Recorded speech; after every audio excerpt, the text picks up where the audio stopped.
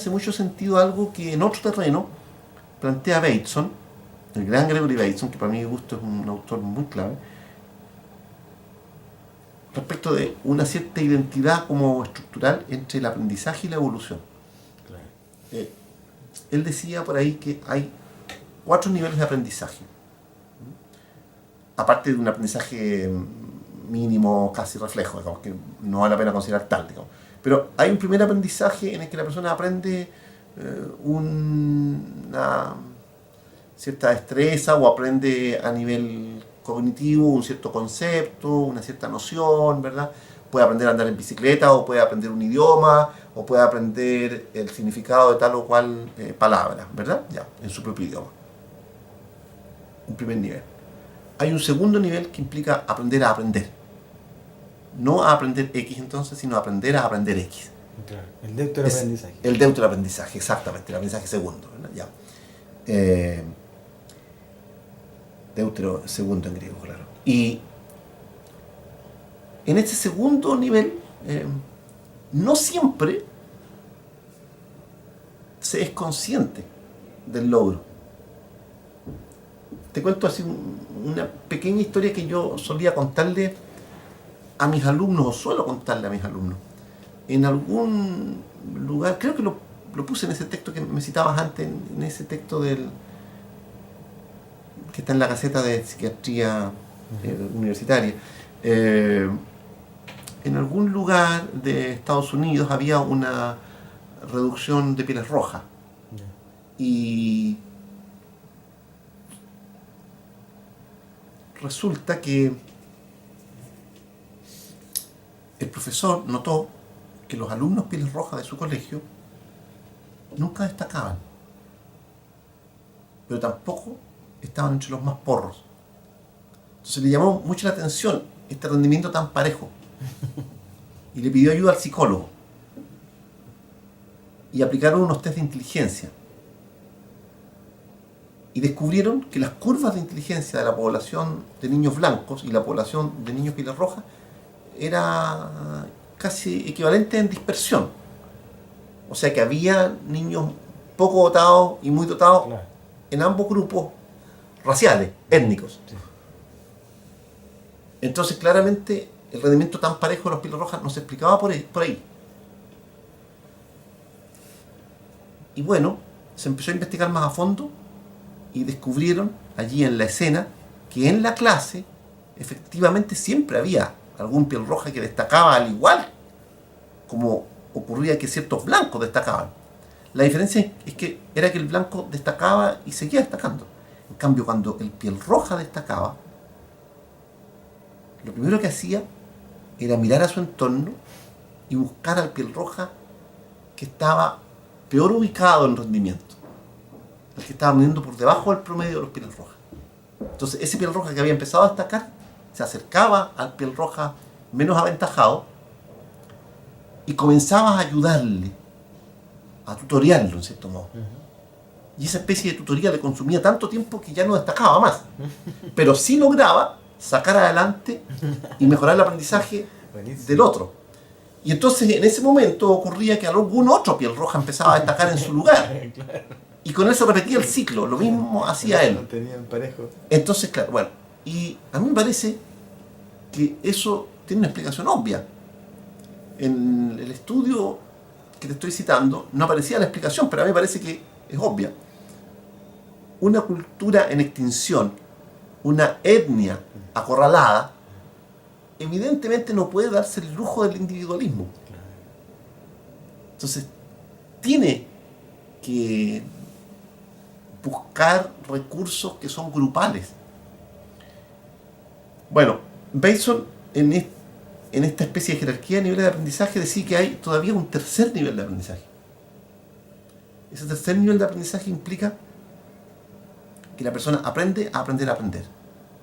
Él decía algo que me parece muy significativo y que vale la pena destacar. La huella más profunda del meta-aprendizaje, de esta especie de aprendizaje tercero, no es el incremento cognitivo o metacognitivo del sujeto. ni es tampoco la elevación de su nivel de abstracción o de su capacidad conceptual o de la velocidad del pensamiento o de una gran destreza para resolver problemas cognitivos complejos.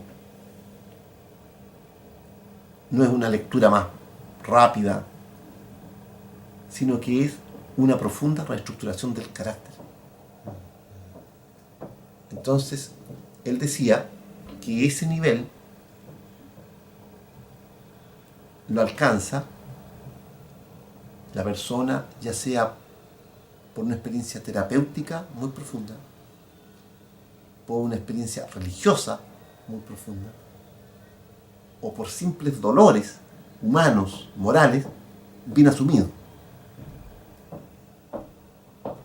En cualquier caso, él lo deja implícito, está hablando de haberse encontrado cara a cara con el ego y haber sabido darle a él lo suyo y a la esencia lo que le corresponde. ¿No es cierto? O sea, es como un intento de salir del ego.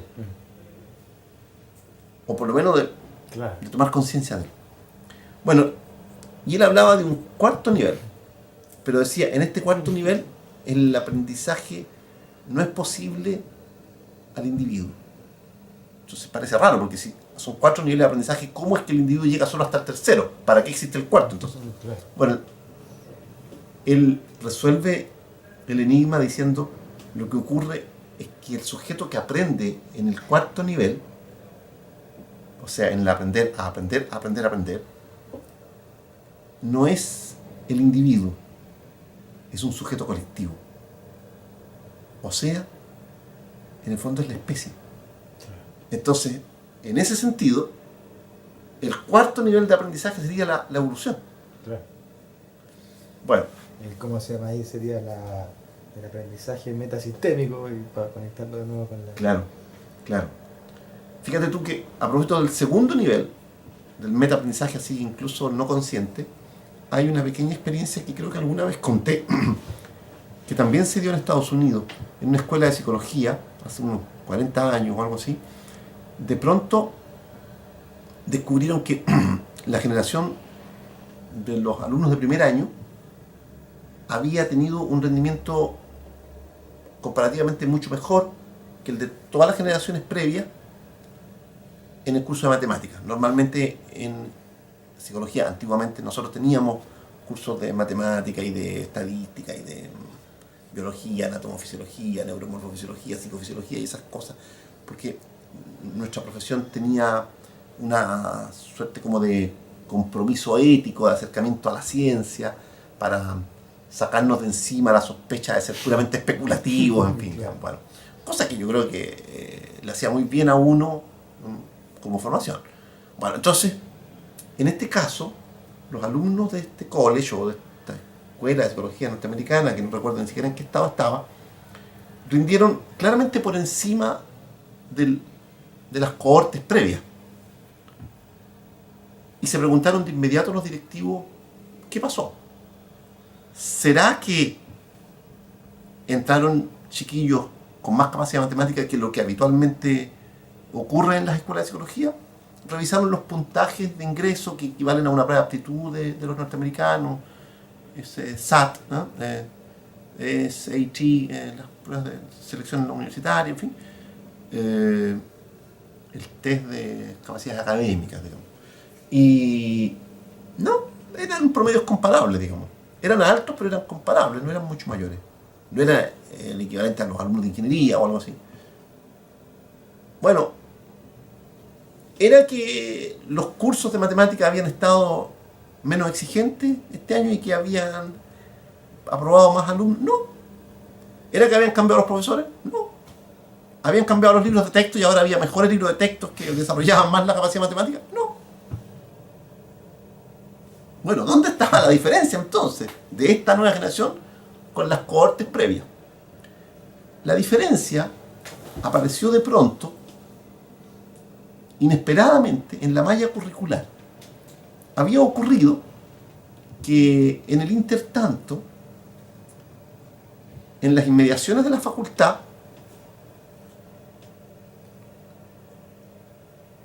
estaba el departamento de lenguas clásicas,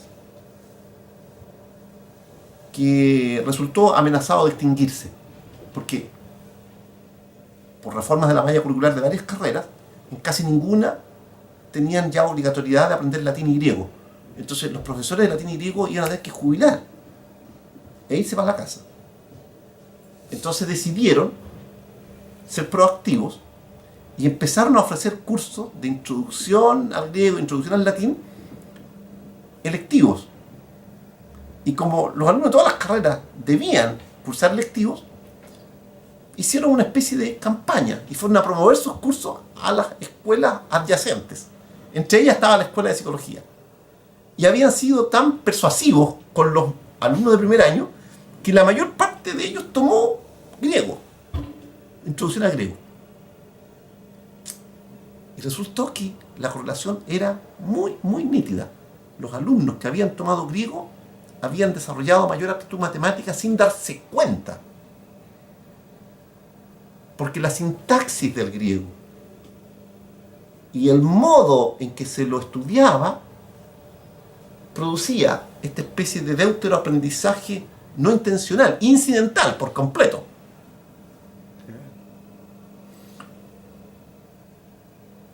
¿A dónde apunto contándote esto? Apunto a que en el caso de la poesía, creo yo, la lectura poética tiene muchos flancos, tiene muchos costados. Es una especie de edificio con muchas puertas y muchas ventanas, algunas veladas que no aparecen a simple vista, algunas definitivamente secretas, pero otras inesperadas, así como La sombra del muro, el famoso cuento de Wells, ¿no? Que tú de repente lo pasaste y nunca más puedes encontrarlo cuando te sitúas de nuevo por el otro lado de la calle, ¿no?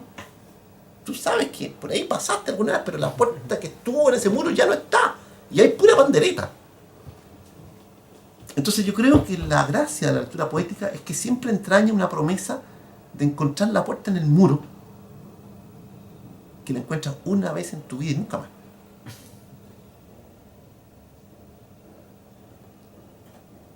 Y nunca tú sabes en qué poema debe ocurrir eso. Entonces es una lectura misteriosa, porque está preñada de una promesa de expansión del potencial,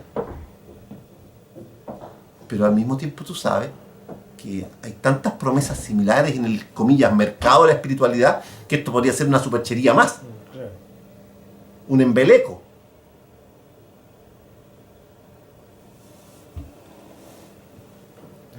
Entonces, yo creo que a la poesía le hace, en cierto modo, bien ese estatus paradójico. Que todo el mundo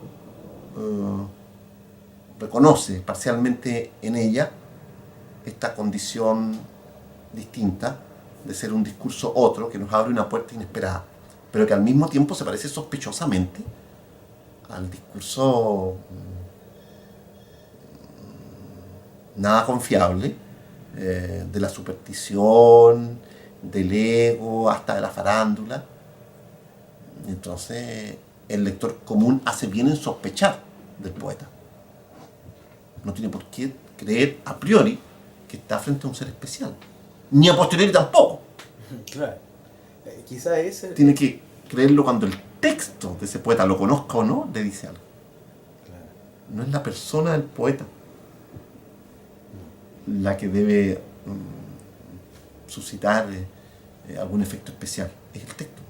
Y de ahí de nuevo estamos en el tema de la humildad. O sea, uno sabe que uno fue portavoz, que uno, en el mejor de los casos, fue una especie de vehículo, de canal, a través del cual se expresaron ciertas experiencias y verdades que para uno mismo eran desconocidas.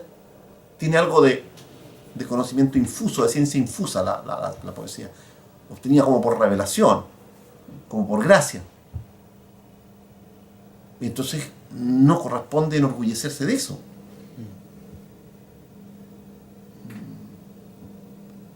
Yo sé que estas son palabras manidas, la inspiración, por ejemplo. Pero todo poeta ha experimentado alguna vez mayor o menor inspiración. Ahora todo el mundo sabe también que la inspiración es más probable cuando ha habido transpiración. Claro. Claro. O sea, cuando uno ha estado efectivamente buscando y buscando y ha sabido aceptar la frustración de no encontrar. Y de pronto, como premio a esa paciencia, cuando menos lo esperaba uno, cuando uno no andaba buscando, llega.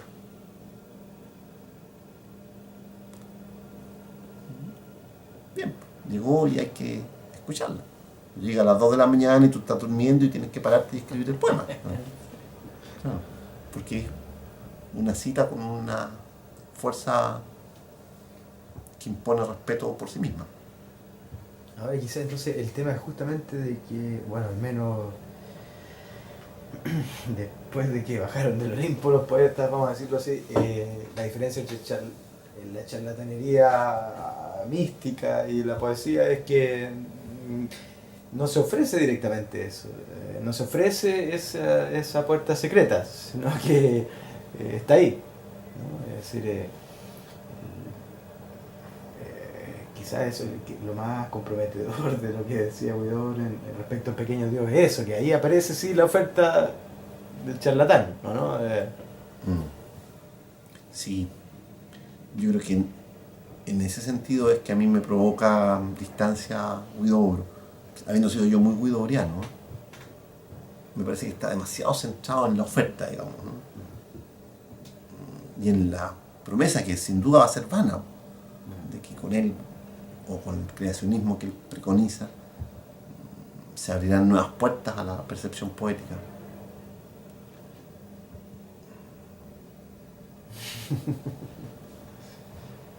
No estoy seguro. O sea, es que eso no depende de nuestra voluntad. Por lo menos no de esa voluntad teñida por el ego.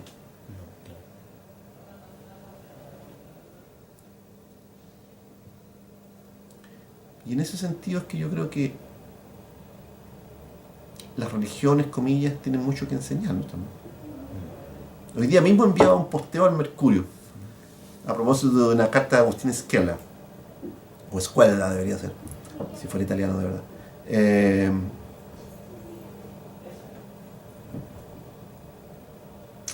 Él comenta hoy día el último libro de Vargas Llosa y dice que, habiendo sido él durante mucho tiempo admirador de Mario Vargas Llosa, cree que en los últimos libros, y en particular en este último,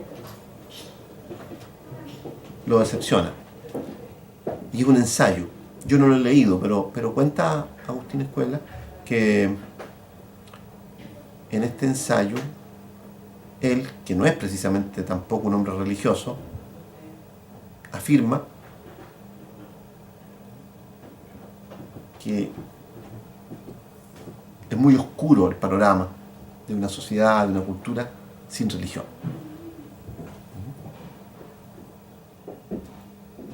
Agustín ve en eso un cierto elitismo y un cierto pesimismo que le parece infundado. Yo no he leído el texto mismo de Vargas Llosa, como te decía recién, pero escribía en el Mercurio un posteo señalando que la primera cuestión básica, yo creo, es distinguir entre las religiones y los prosélitos. Aparte de que ya las religiones difieren mucho entre sí, y hay religiones para todos los gustos, algunas propician el oscurantismo y otras lo han combatido como un enemigo común con la ciencia. Tanto la ciencia como ciertas religiones han atacado el oscurantismo y la superstición, ¿verdad? Les hace mal a ambas. Sí. Pero admitiendo que pudiéramos hablar de las religiones así como abstracción en general, de todos modos convendría distinguir el nivel de las religiones y el nivel de los prosélitos. ¿Por qué creo yo que se ha ido suscitando esta especie de gran crisis en la credibilidad de la Iglesia Católica? entre muchas otras cosas, aparte de la pedofilia, aparte de los escándalos diversos que afectan incluso al Vaticano. Ojo, darle un vistazo a la desaparición de la quinceañera Emanuela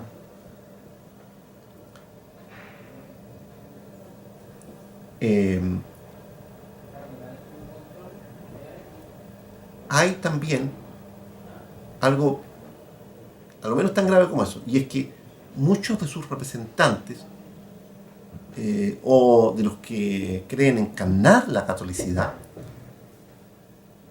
operan con un nivel de narcisismo, de elitismo muy obvio.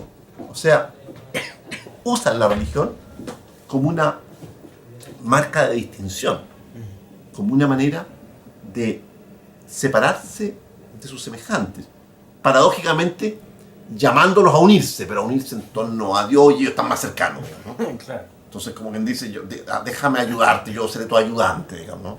Yo seré el ayudante del gran catedrático llamado Dios, digamos, pero yo soy el ayudante, yo te doy la mano para que accedas a la cátedra. El sagrado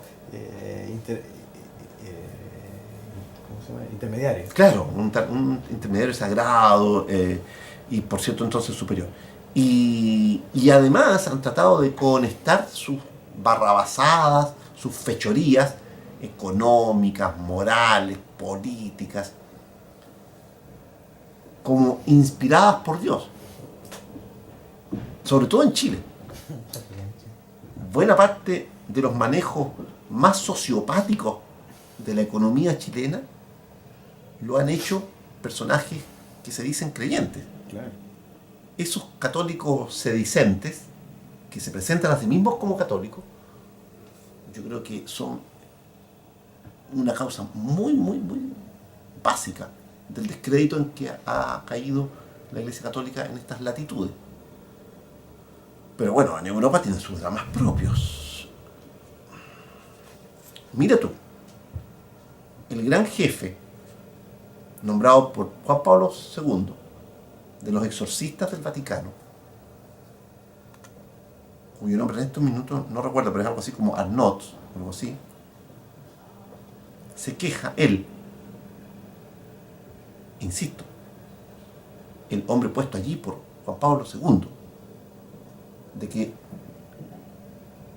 el instructivo nuevo para los exorcismos es una completa inutilidad. Lo hicieron sin consultarlos a ellos, a los más experimentados.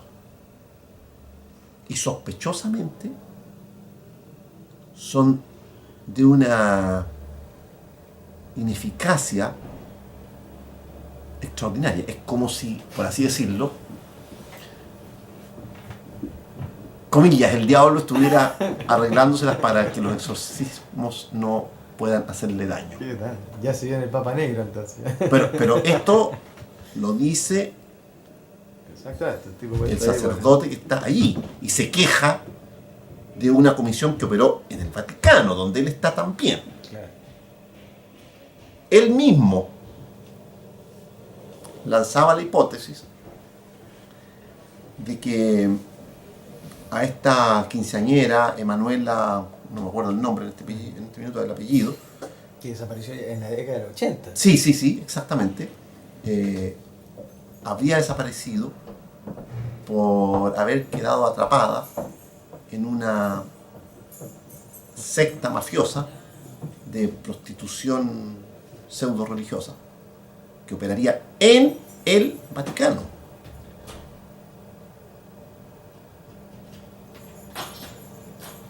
Tremendo.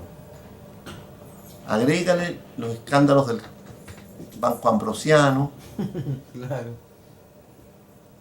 sin tocar el tema de la pedofilia, sin No, tocar ya, claro. todo esto. Entonces, ahora, para mí son muy dolorosos esos Sí. casos. Pero yo creo que hay que distinguir entre la religión y los prosélitos, Claro. porque el credo cristiano permanece incólume.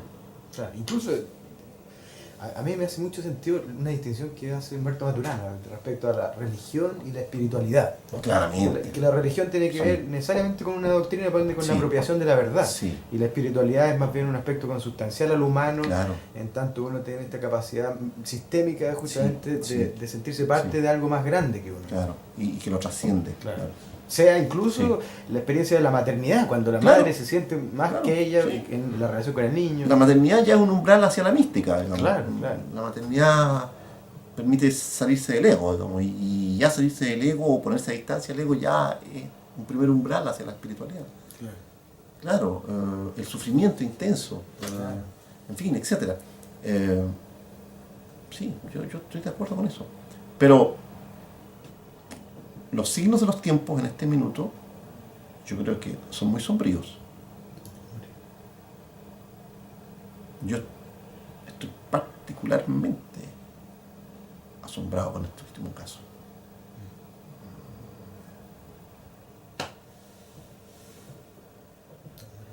Y por todos los flancos, por lo demás, ¿no? Incluso lo que hemos hablado, a pesar de que todavía retiene algo de esa pureza mitológica, el poeta, encontramos de todo, de todas las bajezas. Sí, no, pero había- por cierto.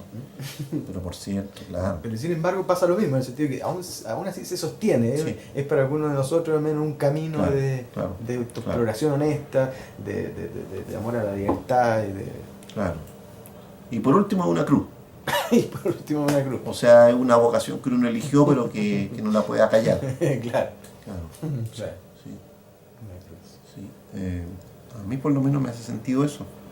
Yo creo tener, por un lado, una vocación docente, digamos, y por otro lado, esta otra literaria, poética, y o crítica también, porque no puedo desarrollar las tres, lo hago de manera más o menos fragmentaria, procuro integrarlas hasta donde puedo, procuro que mis clases, que mis artículos, que mis apuntes trencen esas tres vocaciones o esas tres motivaciones, pero no tengo ninguna sensación de triunfo de haber vencido, comillas, en esta tarea de trenzarlas. Y bueno, no podría yo renunciar a ninguna de ellas. Uno no elige las No. vocaciones. Ahora, en cierto sentido, al menos la base yo diría que está naturalmente trenzada. Sí. ¿No es acaso Sí, un sí, educar, que no nos hemos educado leyendo poesía? Claro, desde luego con Homero. Claro. O sea, los griegos se educaban leyendo a Homero. La paideia Claro, claro. griega era una paideia homérica, digamos, claramente. Claro.